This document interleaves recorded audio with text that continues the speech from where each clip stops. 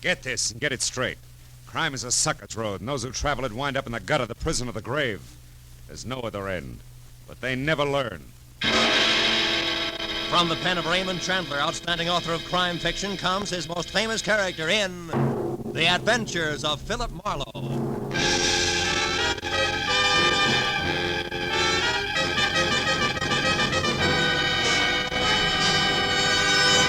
Now, with Gerald Moore, starred as Philip Marlowe, we bring you tonight's exciting story, The Final Payment.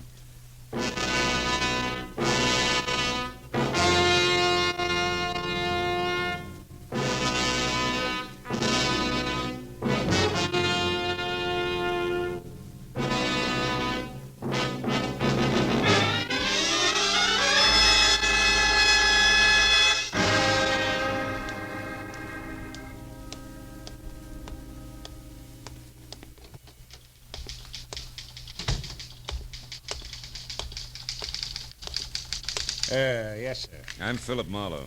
Warden Riker said he'd see me at noon. Oh, yes, Mr. Morrow. The warden will be with you in just a minute. Excuse me, please. Sure. Warden's office, Sergeant Kennedy speaking. Who? Oh, the L.A. Tribune. Yeah. Cenaro's execution? Okay, hold on. I got the dope here on my desk someplace. Excuse me, Mr. Marlowe. It'll be just a minute. It's all right. Press get hungry for the gory details about now. This is the third call this morning. Have a seat there. Oh, thanks. Yeah, here it is. Office of the Warden, State Penitentiary, 10 a.m., September 8, 1950. Subject, press release, paragraph 1. William Arthur Cenaro, 24, tried and convicted of the robbery murder of Emil Negrato, Bakers Beach, California, last August 5, is scheduled to be executed in a manner prescribed by law at 11 o'clock post-meridian this date. At this time, no stay of execution is anticipated. Signed, Stanley M. Riker, Warden. That's it. Huh? No, you can't talk to the warden. That's why we go through all this press release junk. Yeah, well, we got our problems too, you know. Goodbye. Sorry, Mr. Marlowe. Now, your appointment with the warden, what was it about again? William Arthur Cenaro, 24. I'm a friend of his. Oh, yes, of course. I forgot, sir. Well, I hope I haven't offended Mr. Marlowe. That is, I'll tell the warden you're here, sir. I knew I didn't have too much right to be mad at one Sergeant Kennedy. But today it didn't matter. Because I was mad at the whole world, and in particular what it had done to a used-to-be nice kid named Billy Cenaro.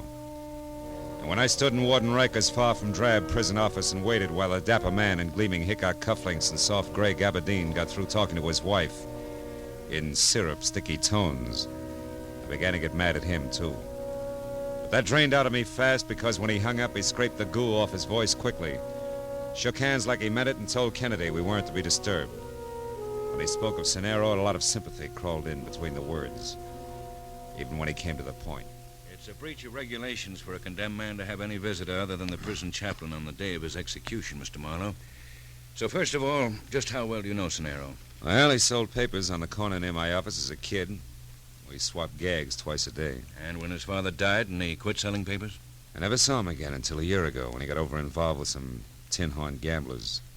I managed to set him free. As a private detective? As a big brother. Went to work at a San Pedro boatyard after that. I haven't seen him since. And then you have no idea why he's asked to talk to you today? No, I don't. Do you, Warden? Mr. Marlowe, do you recall the details in this case? Well, yeah, more or less. Let's see, an old man named Emil Negrato and his wife were robbed of $100,000 worth of uninsured jewels at their summer place at, Baker's Beach. Yeah, that's it, yeah. And Emil Negrato was killed when he tried to interfere.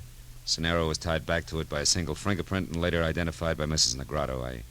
I believe she thought there were two more, huh? Yes, but Cenaro denied this. Also, Mr. Marlowe, you may recall that the jewels were never recovered. Cenaro said they were lost at sea when the boat he fled in hit rough water on the way back to San Pedro. Now, Mr. Marlowe, do I begin to answer the question I just ignored? The jewels, I mean? Cenaro may want to tell you that they weren't lost after all. He may want to tell you where they are. He may want you to do something about them. Sort of last will and testament, is that it? From his point of view, yes. And from mine? A very lucrative offer. Perhaps 50%, Mr. Marlowe. Why not 100%, Mr. Warden? Don't be a piker. I could always cross him up, you know. Anything else?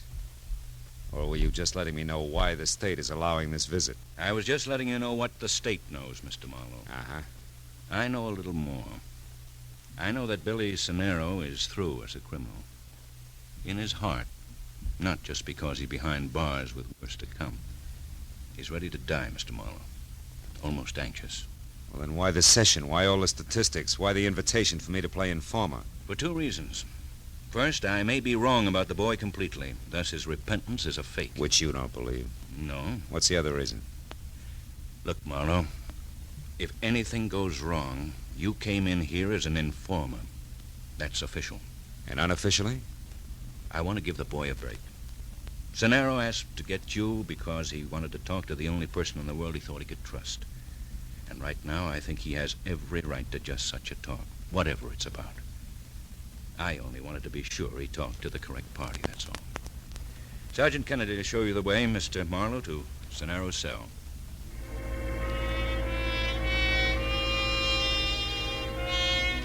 I was a bit confused. Riker seemed anxious to help Cenero over some rough hours, and yet at the same time he was shrewd. In no time he'd work me around to where I'd be the fastest, most courteous informer on record if Cenero was a fake. I thought. But I thought otherwise when I was alone with Cenero. I knew that the Negrado jewels did still exist. Mr. Marlowe, why are you looking at me that way? Do you understand what I'm asking? Don't you see? Now, wait a minute. Take it easy, Billy. A step at a time. Now, you say that the jewels never went overboard. No, huh? I never even saw them. That was a cock and bull story. And yet you want me to get them, to get the jewels, and return them to Mrs. Emil Negrado. Is that right? Right. To Mrs. Negrado, the woman who identified me. The widow of the man I killed. Look, Mr. Marlowe, sit down here on the cot and listen. Okay. Now, where's the beginning, Billy? Last August 5th, there was me and the other two, a big red-headed louse named Jessie Tapp and a girl named Gloria Konkowski, a blonde with a little scar on the bridge of her nose. Mm-hmm. Jessie's girl, strictly flashy. We took my boat. It's a fishing smack, the Love Lady. We sailed from San Pedro over to Baker's Beach. I was the one who shot him, Mr. Marlowe. And the jewels? They were in a leather bag. Jessie had them. But after the shot, we split up fast and ran. I hid until the next morning, then shoved off in the Love Lady. I don't know about the others. I was picked up that afternoon. The rest you know. I'm not so sure. At your trial, you swore that... That I was alone and the jewels went overboard. Well, at first I thought that I might get off, so I had to clam up, but then everything changed. The verdict, huh? No. An old woman whose husband I'd killed. See what you mean. But you still didn't tell the authorities who the others were. No, and I won't today. Both Jessie Tapp and that blonde can smell a cop a mile away. They'd only run and take the jewels with them. The law'd louse it up. I want the jewels back to the little old lady. I always liked you, Billy. I know how you work, Mr. Marlowe. Got enough for you to start on. It only came yesterday. That's why this last-minute rush, you might say. Mr. Marlowe, I know where Jessie Tapp is. That also means Gloria isn't far away. From where? San Pedro, down near the docks. Now, look. There's a tough old guy who runs a dry dock and repair lash up for small boats, name of Jomo. I worked for him a year ago. I also left him the Love Lady. He spotted Tapp. Had his eyes open for months for me, no questions asked. He was here to see me yesterday. He's out to find where Tapp hangs out now. He's the one you see. Yeah, but wait a minute. What makes you think Jessie Tapp still has the jewel? Because I saw him take him and run, and he's still hanging around San Pedro. Maybe he hit him where he can't get to him. Maybe he doesn't want to get to him until he's contacted the right fence. Anyway, Mr. Marlowe, it's a chance I'd like you to take for me. Of course, I can't talk about your fee. Look, kid, don't you think we ought to talk to the warden? Mr. Don't you Marlowe, I've done nothing but think. This is the only way it can possibly work. The only way it can help me and Mrs. Negrado both. Well, will you try it? Yeah. I guess so, Billy. One last thing, Mr. Marlowe. If you make it before 11 tonight, get the word to me, will you? And if you don't make it, or it looks like you're not going to, don't lie. Okay? Okay. Time's up, Mr. Marlowe. Sorry, Cenero. It's all right, Kennedy. Don't mention it. So long, Mr. Marlowe. Goodbye, Billy.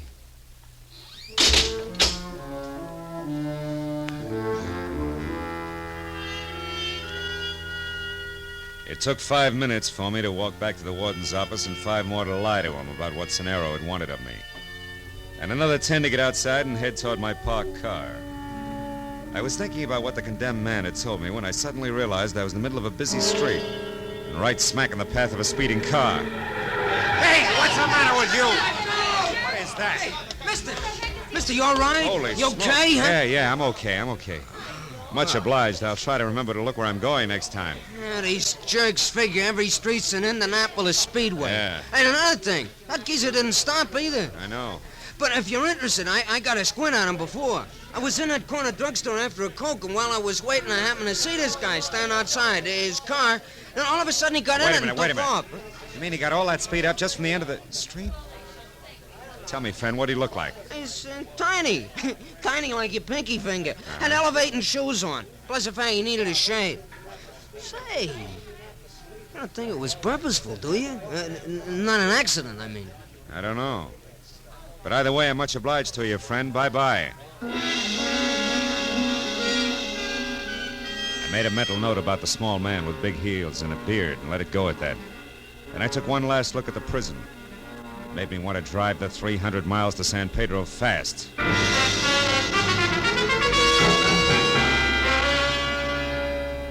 It was some hazy place between late twilight and early evening fog when I located Jomo in his Water's Edge dry dock and repair shop and told him who I was.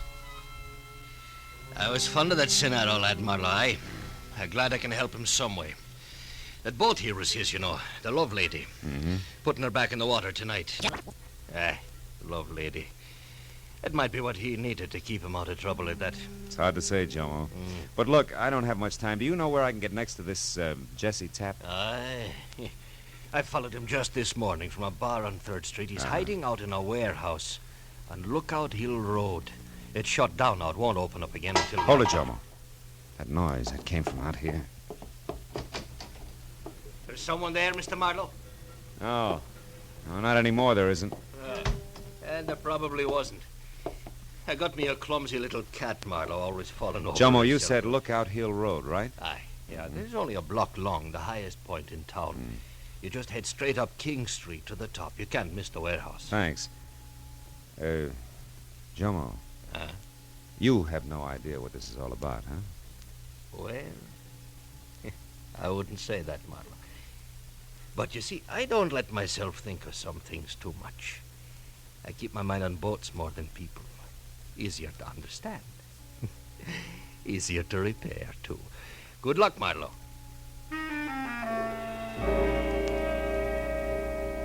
I was less than 10 minutes finding the deserted warehouse which ran true to form. Rust and every other window broken. When I was out of my car and moving around toward a side entrance, I saw something else. It was a girl, tall and blonde, standing in the deep shadow of a Fit Shampoo billboard. When I started for her, she threw one scared look my way, then scrambled into her pocket for a key. I made it just as she got it out and into the door lock. Let's not be hasty, honey. Get your dirty mitts off! When you stop kicking, I will. Not before, sweetheart. Not before, Gloria. How do you know the name Bright Eyes? That cute little scar on the bridge of your nose. You should have ducked, kid. Not that it doesn't add character. Ah, go soak your head. I don't know you. You should. Jesse does.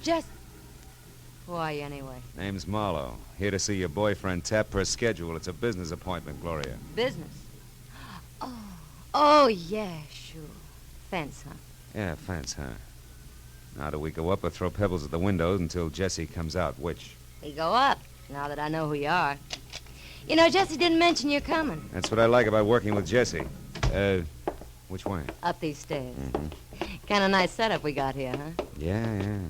Sweet of the owners to let you have a key. Well, it wasn't exactly that way. Jesse had... Change the lock, yeah, I know. Is that the door? One mark president? Uh-huh. Mr. Tapp's very own. Imagine Jesse as an executive. Funny, huh? Hey, Mr. Head of the firm, you got callers. Jesse! That jerk's probably asleep. That's the way I figured, asleep in a swivel chair. Hey, Mr. President, you got company. Hey, Jesse, come on, wake up. The guy here who Jesse. What is it, Marla? What's wrong with him? Too much to fix, honey. Head of the firm, Jesse's been shot to death. No business as usual today. Dead. How do you like that? Not much. Now, maybe it's you I do business with, huh? What are you talking about? Now, look, I never like to get into money matters with dames, but now I'm stuck. So let's get to work, you and me. Where are they, Gloria? Where or what? Come on, you coy little jerk. The stones, the Negrado stones. I want to see them. I don't know where they are. He would never tell me. Ah, don't lie. You were his girl. Listen, mister. Ever since I met that guy, I've been living on double talk and slaps in the mouth. I spent my nights dodging my own shadow. I'm glad it's over. Why'd you stick? Because of them stones, I knew I had him hid someplace. Figured maybe they'd get us away from here after all. He kept saying he had to wait till the time was right. That's all he'd ever say. Even to me, his girl. You know, with that talent, you ought to be in pictures, kid. Yeah? Believe me, mister, I learned the hard way not to try to pin Jesse Tapp down. You do whatever you want, I'm getting out of here. Before the act. Just a minute. What? Somebody did this, baby. I can name 20 who'd been tickled pink. Yeah, but I took a lot of chances setting up this deal to move those Negrado jewels. I wouldn't want to be edged out now by cheap competition like a squirt and build up heels. What's that? Nothing, a swing in the dark. Excuse me. Sure.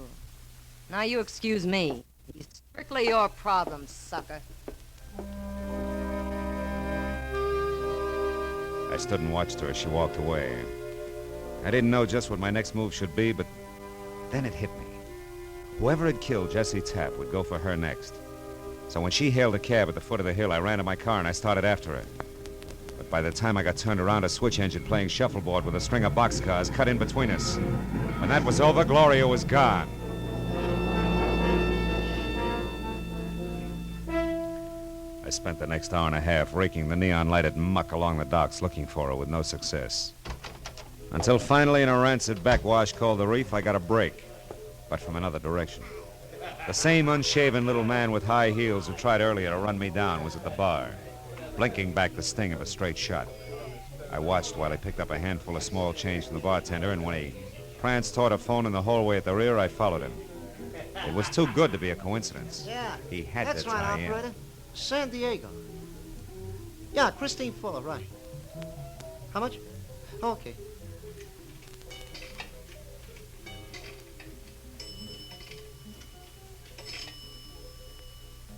Hello? Hello, Christine? Hiya, baby. This is Fritz. Hey, listen, honey, I got it all set up. Yeah, I'm going right now, right away, yeah. It's dark now and everything's ready. I said everything, didn't I? I'll have them in an hour and be out of here. But just be a good girl till I get there, understand? Yeah, I'll see you before morning. Oh, your little Fritz wouldn't let you down, you know that. Goodbye, baby. Hello, little Fritz. Hey, you! Come back here! Hey, what is this? Who are you? Guy you tried to run over this afternoon? Hey, now listen, Slim, there must be some mistake There here. isn't. You just made it when you knocked off Jessie Tapp.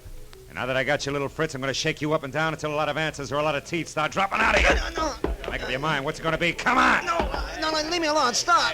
What's going on here? Run along, Buster. It's private. Oh, yeah? Yeah. Great big lug like you picking on a little guy like him, you ought to be ashamed. Hey, don't you believe in the brotherhood of man? Yeah, but this weasel don't qualify. He Now told blow. me, fellas, he was going to rob me. Oh, he was he? Put him down, you. Come on. Turn loose some big bully. Why don't Okay, you... you jerk! Come on, get up! Get him, Joe! Come on, bull! Joe! Hit him over the head. Teach him not to fight. Him again, Joe. Come on, get up! Oh, nuts, he's all cold. Let's throw him out in the alley. Come on. Good idea.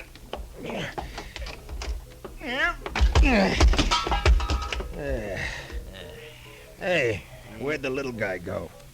Hey, he baited. Oh, you'd think he'd stick around long enough to buy us a drink, wouldn't you?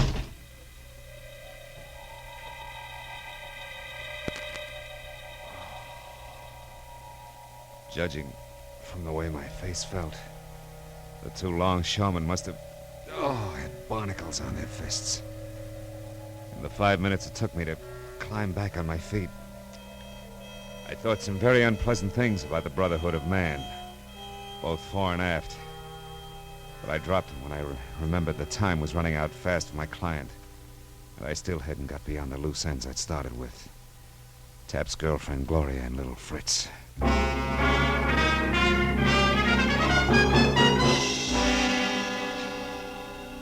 was a hunch that took me up the hill of the old retired warehouse again. I parked a block away and started toward it on foot when the glow from a lonely cigarette said that it wasn't quite as deserted as it should have been. The cigarette belonged to a woman who was someplace under a lot of makeup. Oh. Interesting evening. You asking me or telling me? Well, either it is, it has been, or it could be. Take your pick. You look like a bright boy. Hey, you look like you fell into a meat grinder. No, just a philosophical discussion. Oh? Nice view from here. Not too bad. Girl like me needs a view once in a while. Keeps the past from crowding the future. Can see the whole waterfront from here without smelling it. Yeah. That's great, huh? Now, look, you haven't seen anybody hanging around here in the last few minutes, have you? You kidding? Nobody hangs around this old dump. It's the first time I've been up here in a month. Nobody's hung around here since old Tom died. He used to be the night watchman. And there was a lot of laughs, poor old Tom. He had that upstairs room, that one up there. Mm-hmm. And he's a Tom I've been... Hey, that's queer. That's real queer. Look. What? Hey. Oh, a telescope. Mounted on the windowsill. Yeah, old Tom never had a thing like that up there. Who do you suppose put it there? I know who, honey. My question is why? A telescope. Well, it seems to be pointed down there toward the small boat anchorage. Yeah. Where a certain boat was in for paint and repairs. Tap could watch every step from here, and when the job was done... Holy smoke, it could be. Thanks, baby. You've been a big help. Sure. All things to all men. Have fun, Sonny.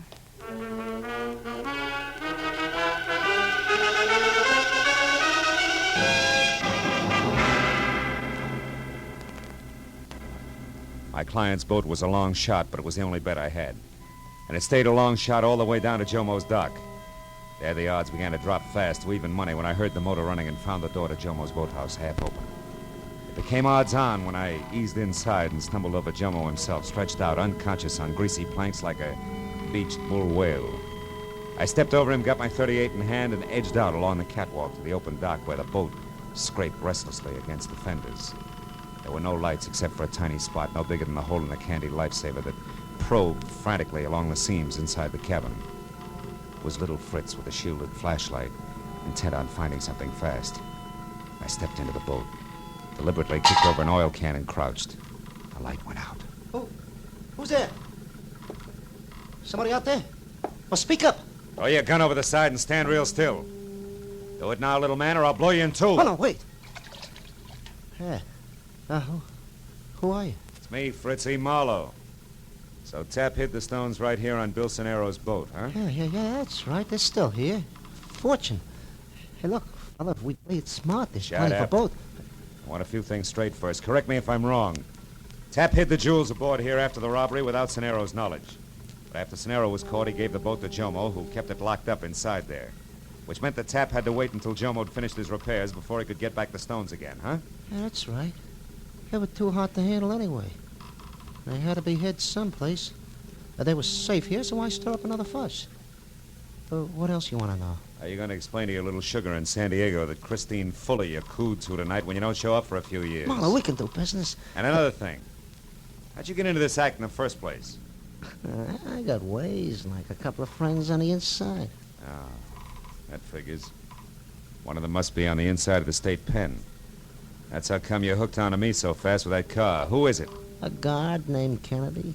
He's a pig, a cut-rate chump. And the other friend? Is behind you with a gun. Don't Oh, move. fine. Oh, it's my baby.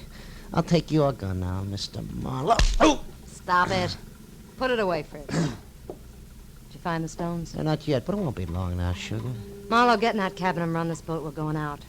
Go on, move. Oh, no, wait a minute, baby. We don't know anything about boats. We're not taking any more chances here. Untie that rope at the back, Fritz. That's called cast off the stern line. Shut up! Get inside, Marlowe. Go on. Sure. Well, Skipper, where to? Just head for that open part out there. Hey, it's gonna be rough.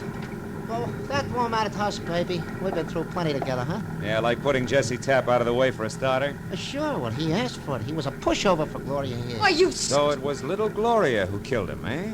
All right, so it was me. Fritz called me up and warned me you were coming here to Pedro, and I overheard you when you talked to Jomo. I knew you'd get to Jesse and make him spill, so I killed him. It was going to have to be done sooner or later anyway. The old double cross. Yeah, the old double cross. So what? That's a game the smart ones always play with the suckers. Always win. Not always, Fritz. Oh, often enough to make a... What? Hey, Gloria. Gloria, what? No, don't, Gloria, no! Keep your hands on that wheel, Marlowe. I heard Marlowe's crack about that Christine Fuller, Fritz. You louse. Straight ahead, Marlowe. Now what, baby? You still got me to worry about. And that's too bad. You're a nice guy. Where are we? Well, the channel's way over there, where that buoy is. And that means that a big rock pile called the breakwater is right off our starboard bow. If I don't turn, we'll hit it, and I'm not Those turning. rocks, Marlowe!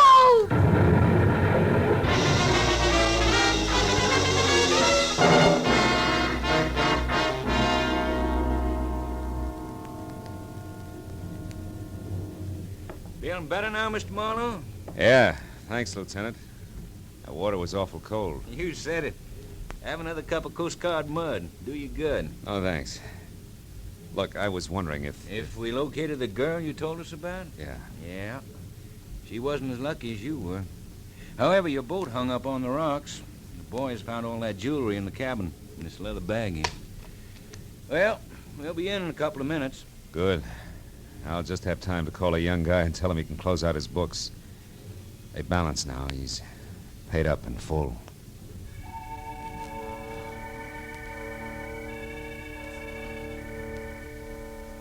When I got through to Warden Riker, told him all that had happened, and gave him the message for Billy Cenero, he thanked me and said the kid was facing 11 o'clock like someone who had the weight of the world lifted off his back.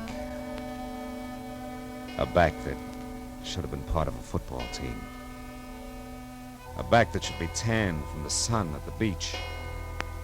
A back whose arms should be around a lovely girl. A back knelt in prayer for a better world. A back...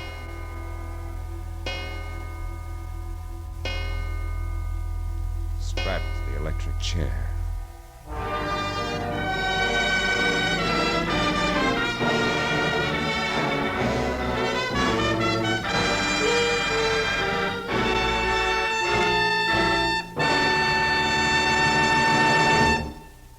The Adventures of Philip Marlowe, bringing you Raymond Chandler's most famous character, star Gerald Moore, are produced and directed by Norman MacDonald and written for radio by Robert Mitchell and Gene Levitt. Featured in the cast were Wally Mayer, Bill Johnstone, David Ellis, Tom Holland, Larry Dobkin, Doris Singleton, Lou Krugman, and Michael Ann Barrett. The special music is composed and conducted by Richard Arant. Be sure and be with us again next week when Philip Marlowe says... This time I found a corpse in a flower shop. A gypsy who read her own fortune in dollar signs in a death struggle 20 feet from a crowded merry-go-round. All because a man forgot one white carnation.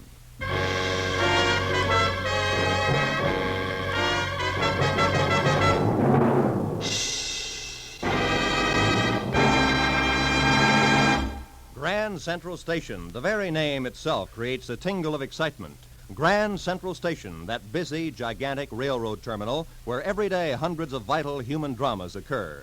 It is these human dramas you hear every Saturday over most of these same CBS stations. This is Roy Rowan speaking. And this is CBS, where you also enjoy Junior Miss every Saturday in the daytime on the Columbia Broadcasting System.